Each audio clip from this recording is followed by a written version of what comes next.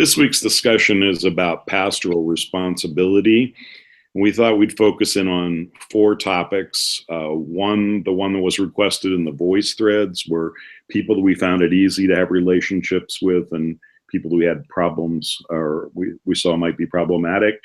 And then the concepts of ruthlessness and overfunctioning and shame, particularly as they play out in the book of Daniel. So let's start with the one that was raised in the voice threads. I was really sort of intrigued by this whole idea of responsibility and able to have a response sort of thing as people that, that I connected with somehow or another. And I went back to my teaching days, and I was thinking of people that I felt that I could really make a difference in their life somehow. I had a skill or I had something that I could teach them that they didn't already know. And I know that's a little bit different than a pastoral situation, but they seem to be the people that I connected with the most. Cool.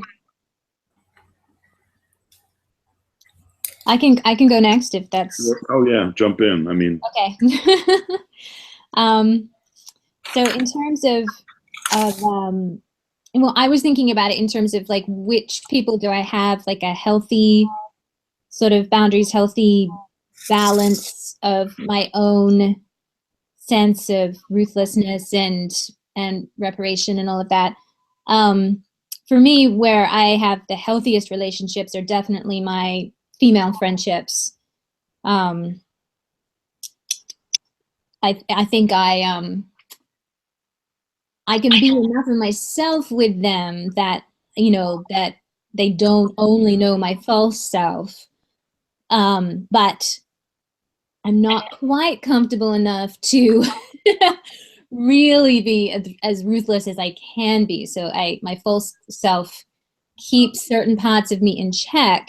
And that I think allows me to be seen and be encouraged to be my best self. Mm-hmm. And so are you seeing a link between ruthlessness and false self or true self? Well, true self, yeah, like true self, because it arises, from my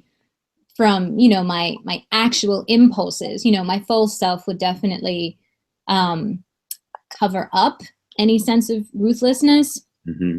But I also, but in terms of, so yeah, seeing that part of my true self, but then also, believing in the part of my true self that doesn't want to be shaped by my ruthlessness. So, that there's a dual aspect to that. And, my friends we will remind each other,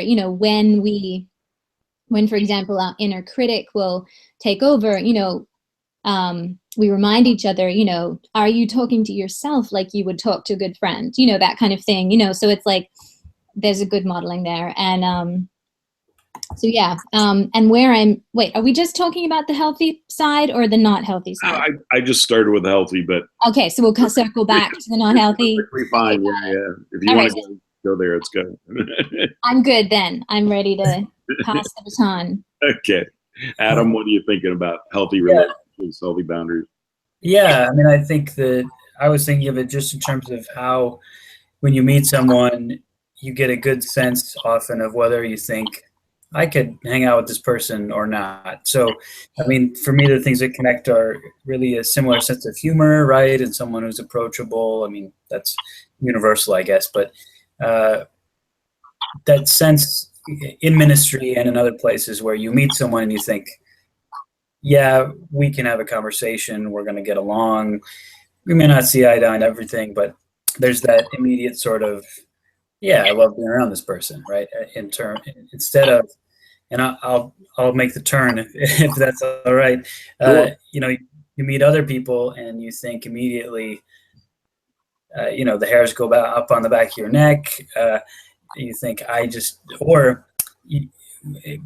or you think I just don't get where they're coming from. I can't get to their perspective, and this is going to be a challenge for me to get to get past ruthlessness, right? Or eventually maybe we'll have to use my own ruthlessness or authority to move forward. Like, you can see the problems coming sometimes. And I was talking with a friend about that actually in our co-op program. Nate Preisinger talking about that, right? With people in ministry who become roadblocks, and it's easy to kind of let those people you disagree with just be at a distance, or to appease them, or to not kind of take ownership of your anger and move forward. So I don't know, that's kind of how I interpreted Hammond's book to some degree, is taking your anger and using it productively for what you believe God or the church is moving forward to. Mm-hmm. Mm-hmm. It's really hard to tease apart all of these things, I think, and especially when you put in the false self and the true self there. But it seems to me that the people that I have the hardest time with are people in whom I see myself reflected back, or the things that I fear about myself reflected back. I think that was in one of the readings this week. It was, that point was made. The people that I have a hard time with are people that over intellectualize things, and I'm always afraid that I'm doing the same thing, and I try to be on my guard about it. And then I see somebody do it, and yeah, I don't want to be that person, and I don't want to be around that person. I can relate to that. Yeah, you see it going on, and you're like, oh, that makes me so angry. And then you step back and you think, oh, that's because that's what I'm trying to avoid in myself. So Yeah. Yeah, denying myself. Absolutely. Yeah. I even started to make a list of people. It was like, oh my God, this is exactly it. And I can tell you in each one of those people, and it's not a huge long list, but it's people that I see things that I want to avoid, or that I fear are a part of me. Mm-hmm. Mm-hmm. Okay, is it my turn? Okay. Sure. Sorry, I'm not being a very good host tonight. I'm sorry. No, that's okay. I just since I don't have the camera, like, Mhm. I feel it's almost as if, I don't know, it's so weird. It's like I can't, it's like I feel like I can't see you guys either, but I can. I don't know. It's weird. I just don't feel like I'm there in the same way. It's just weird. I did not expect it. All right. But anyway, yeah. So yeah, for me, where my boundaries or integration does not work well is sometimes with my family, especially my kids. I know for myself that my own stuff can get triggered with, I mean, this is not new. Parents do this all the time. Their children trigger their own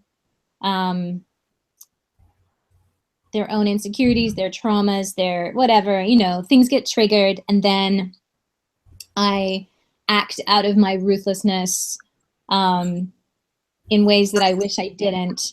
And so this is where I struggle a lot in terms of I really appreciate what Hammond is trying to do in talking about us having to own our destructiveness. Otherwise, we pretend it's not there, or we ignore it, or we push it down. This is kind of what I wrote about in my response paper. But sometimes I feel like for myself, there might be, I worry, and I don't know if I have an actual tendency about this, or I just worry that that I'll excuse it too much. Right. And then I won't do the actual work, the really, really difficult impulse control work of not getting triggered. Like, I really like how he talks about the capacity of concern, like, imagines and expects reparation. But sometimes I think reparation is about preventing harm as well in the first place. That's really interesting. And so, I feel this tension around that of like, I got to forgive myself on one hand. Like, I have such an inner critic. I can't let that loose. But I have to have some boundaries around my ruthlessness. So how do we live into that tension? Like that feels really a big question for me. One of the things that really drove me crazy was the analysis of anger and how you had to have anger or whatever. And I spent a lot of time in my formation process early on with in a situation where a lot of people were victims. They were, and I'm sorry to say it that way, but they always painted themselves in terms of, oh, this terrible thing happened to me and I'm a broken or I'm a wounded healer or whatever. And we were always looking for the wounds and the brokenness in people. And not to say that I don't have brokenness, but that's not what I lead with. That's, I mean, just my style or whatever. And I had the same, I kind of revisited or flashed back to that with this whole thing about unless you acknowledge the anger. And I appreciate the fact that, you know, that can come out in weird ways and can really hurt me and hurt other people in an intense pastoral care situation. But at the same time, I have a hard time, and I know, and it just sounds crazy, but I have a hard time remembering the last time that I was really angry about anything. Well, you should have kids, Michael, and then I know, yeah, that's what I mean. Because I had the opposite response, because I mean, and part of it's because I have kids, and I keep telling people, you know, I thought I was a patient person, and then I had kids. And in my, you know, psyche eval, that was the thing that they put out there, was that it was positive. But if I don't deal with my anger, it's going to come out in outbursts. And that's something I hadn't even thought about because I'm a quiet, you know, nice guy. So I don't think of myself as anger. So I really related to the examples in the book about holding back anger. But I've been able to start to deal with it myself, because when you have children, I mean, I'm not trying to put you in a place, Michael, but no, I understand. It's like you're just frustrated in ways that you never would be if you don't have kids, right? Because all this stuff depends on making sure they're ready for all these different things and time pressure and all this stuff that doesn't really have to do with my own personal life. So it's not, it's dealing with anger that's like, you know, caring for someone makes you angry, right? I guess anyone who cares for another person has known that. So that's how I interpreted it. Like you got to acknowledge it and figure out what to do with it. But I totally get where you're coming from too with the, you know, I've been in groups where you just go around picking out everyone's troubles, and that can get real tiring. Yeah. Okay. Anything else on that section of the discussion? Well, could we look at this concept of ruthlessness? And they talk about how that it's, he didn't say not a politically correct word, but he at least said that this is a difficult topic for most of us to talk about. Is it different than being selfish? I think so. I think it can be a result of it, but I think it's that impulse to just, I mean, maybe be competitive or to be defensive or protective that comes out in a way that, you know, is naturally harmful. I don't know. Just trying to work through it myself. Yeah. No, me too. And I was playing with the idea of, you know, the two great laws, right? You know, love God with your whole heart and love your neighbor as yourself. And ruthlessness seems to be the exact opposite of each of those, sort of, in my mind. Right. I mean, it implies lack of concern for the other. Right. Purely selfish action. And I guess for me, like, the term implies a lack of empathy as well. Yeah.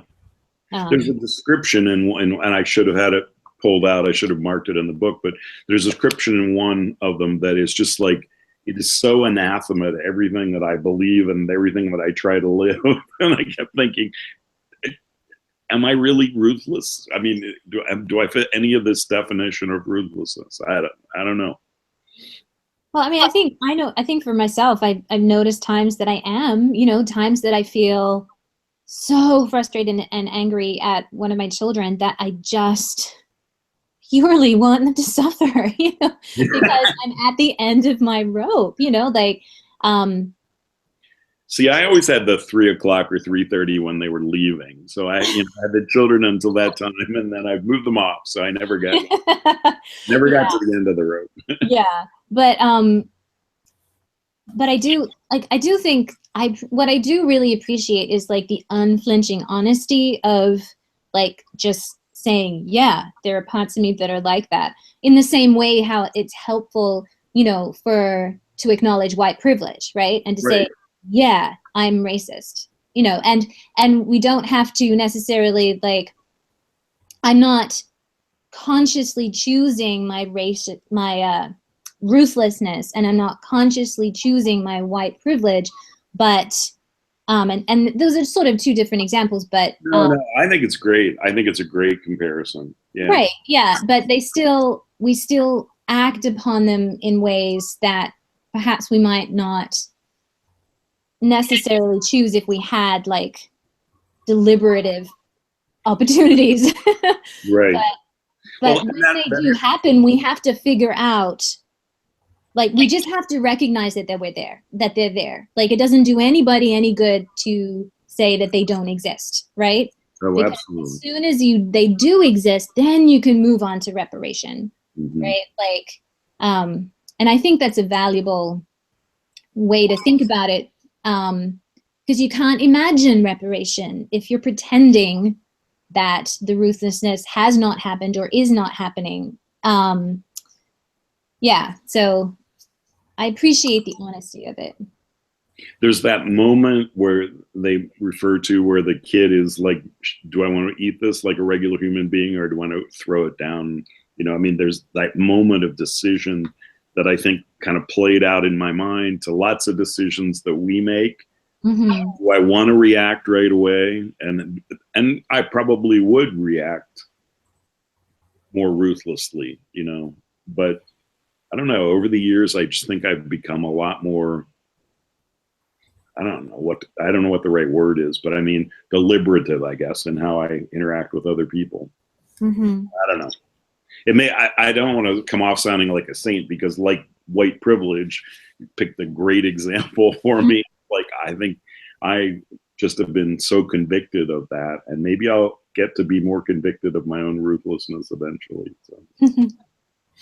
Do we want to switch to Book of Daniel at all, or do we want to try over functioning? One more comment on that, which was that what I do feel like in the Hammond text, it didn't necessarily reflect what I believe is that while I do think it's really important to own what is true and real about our own natures, I didn't feel like he articulated a positive trajectory for human nature, right? And so, like, it's not good to disown parts of ourselves, but I do think that over time, it is possible to transform our personalities so that we are less ruthless. Like, maybe it is impossible to become, a saint, but I really do think transformation is possible, and I didn't necessarily get that from the way Hammond was articulating this, and I think he was maybe intentionally trying to come down on the side of naturalizing the experience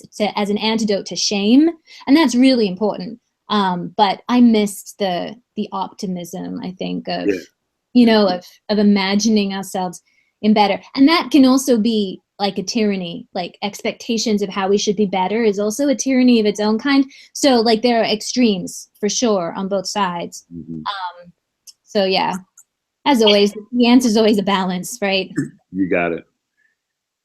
Adam, any last thoughts before we lose you to a oh no failing battery? Notice the comment. Oh, maybe he's gone already. Oh, ruh-roh. Oh yeah, it's a frozen picture. Oh dear. All right, well, we're on our own for the last little bit here, so okay. Do you have any thoughts about Book of Daniel you want to? Yes, let me try and remember. I took notes, but I'm trying to remember what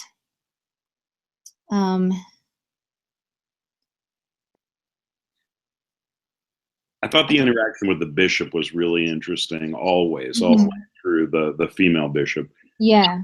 and just where that all belongs in terms of is there a capacity for concern there? Is she Mhm. fulfilling her pastoral responsibilities to Daniel or not? Right. Right. Yeah, there really was not any sense that there was any kind of, well, okay, maybe I'm overstating, but yeah, definitely it seemed more self-serving. It seemed more administrative, certainly, than it did pastoral. Right. Yeah. Did you watch the fourth part with the little girl seeing Jesus? No. I'm Okay. only up to episode 2. Well, I knew that's where we were supposed to be, but then with that weird message about going to the fourth one and she asked a question about a triad that's in the fourth. Right. Yeah. You mean towards the end of the Arthur and Jean. lecture? Yeah. Yeah. I made a note I about guess it, I just. and I went and watched it. But the long and the short of it is, there's a brief period of time where Daniel can't see Jesus. Oh, okay. 10. And I don't want to give you all the spoilers, but I thought it Mhm. really fit in well with this whole idea of shame and kind of like losing something that he thought made him pretty special. Mhm. That was Yeah. kind of interesting, but we won't go Yeah. there since you didn't see it. Okay. How about your notes? I was noticing, like, just in terms, thinking about how we were looking at the Ally McBeal clips, and so I sort of had the same hat on in his counseling clips, and I was noticing how people do seem to seek him out, Mm-hmm. right? But at the same time, he's very directive, like, now obviously, right, this is a TV show, and they have to dramatize and speed it up and everything. So there's not a lot of listening going on for the sake of that's the very narrative, yeah. but he was extremely directive in a lot of the situations. Mm-hmm. So I made a note of that. And personally too, because I think that I might have a tendency to become directive out of anxiousness. Mm-hmm. So I do actually really appreciate the readings that we've been doing. Not the not Hammond, but the other ones. Yeah. Because they've been really helpful in just reminding me what I do know about counseling techniques, and it's really only my anxiety that gets in the way of those. So if I can just be aware of that, I think goes a long way. It struck me reading not the listening chapter, but the other chapter, that there's just so much to this pastoral care communication. It's like all of this stuff that I've taught for my entire life to kids now all of a sudden means something very, very important. Ooh, Adam's back. Adam is back. Yay. It's like applying those communication principles that I taught in general to people in a real high stakes sort of situation. So I just really, it struck me as how awesome the task is. Adam, you're back. Yay. Hooray. I'm back. We're on to kind of downloaded Hangouts on my phone. So you're the man. Oh, cool. That's great. So we were just talking a little bit about Book of Daniel to wrap things up. Is there anything struck you, any notes or anything you wanted to add? Let me check my notes. Okay, yeah, no problem. Did we see Daniel being ashamed, functioning out of shame? I think maybe with his dad a little bit. Yeah. And the self-medication too, like, he's trying to play it off as no big deal. Yeah. So, which is probably connected to his shame around it. Mm-hmm. But Jesus knows better. Yeah. Yeah. But yeah, with his dad, I was really struck by that. Shame and not really confronting him about his son, and his dad's a jerk, man. I don't know. Totally. Yeah, I was really struck by that. Right. But of course they try to make him a little bit relatable, right? Like his wife, the narrative with his wife and her sickness, and like, Yeah. that's sad. There's layers of pain, right? You can see that there's layers of pain going on. But yeah, I wouldn't want him to be my dad. Right. Yeah. What do you make of the relationship? And maybe this is just a curiosity question, but the weirdness of the two women being together, the man who's lost, and lost with the money or whatever, the sister of, I don't know the names, I'm sorry, but at the end of the second episode, they're having, tea together, sort of, and Daniel's out going, "What the heck is going on here?" Yeah, I mean, there were a few moves here where, like, TV show, right? I mean, it's illustrative of a lot of things, but you kind of just had to swallow that all of these things are happening in one family at one time. Certainly, every family has a lot of issues, but yikes. Yeah. I'd be taking Vicodin if I were. That's right. Sure doesn't want to make me want to be an Episcopal priest. Yeah. No worries there. So, all right. I don't know if you talked. I'm sorry. Sorry. I just don't know if you talked about, but I was a little taken aback when he's counseling these two on marriage, and the man comes by jogging and he just lets him into his house. I'm not sure I'd be ready to allow that kind of access to people I'm counseling, but yeah, I'm struck by that. Well, and his whole, like, here's what we do, sort of, here, this is my wife, and I know that was kind of like boundaries. Yeah, exactly. Yeah. Some boundary issues going on for somebody who's seems to be very experienced. Right. Yeah. I was thinking that too. I mean, and obviously I think it's for narrative purposes, right? Somebody who has really good boundaries is probably just really boring, Yes. TV show.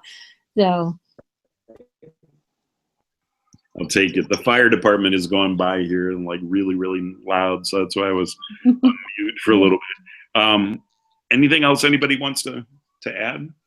Well, I mean, I've been thinking a lot about his relationships with his kids, and I'm not sure where I stand with them, because for the most part, they actually seem to be like pretty healthy relationships, and he kind of lets them be who each of them are.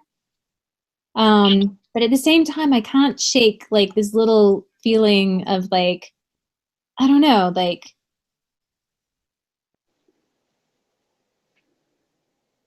I don't know. I don't know how to articulate the sense that, well, there is definitely some, I guess, there's identity all mashed up in there that we see in the first scene of the very first episode, right?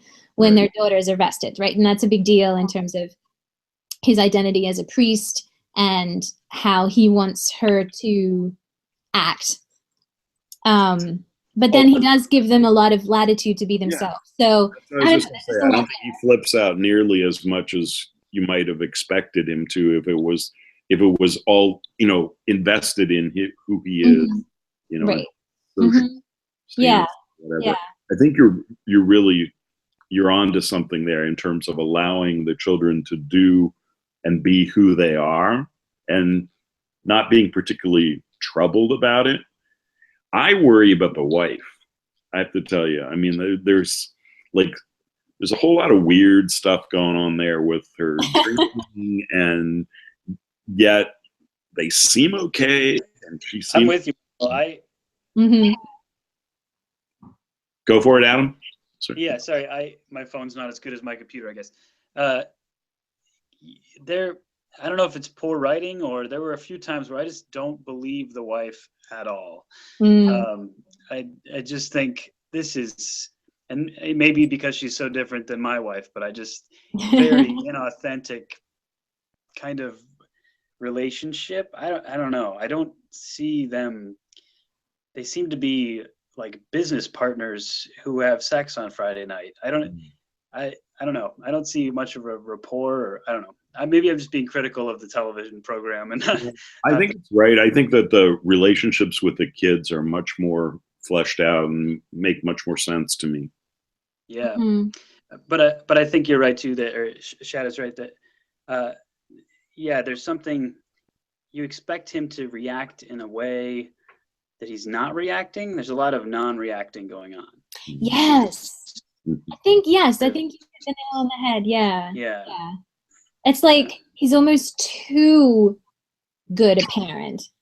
And I'm just like, I don't know what's up with that. Yeah. I mean, for somebody who's also like self-medicating in the way he is, like, I don't know. I feel like the relationships would need to be like a little more messed up to warrant that. You know? I guess maybe that's why he's so permissive. Exactly. Maybe he's real chill. Yeah, exactly. I don't know, but I wouldn't change places with him. No. No thanks. So. For sure. Okay, guys. Well, unless there's something else really wonderful hanging out there, we'll stop the broadcast and pick it up next week. Huh? Okie dokie. Okay, sounds good. Thanks a lot, guys.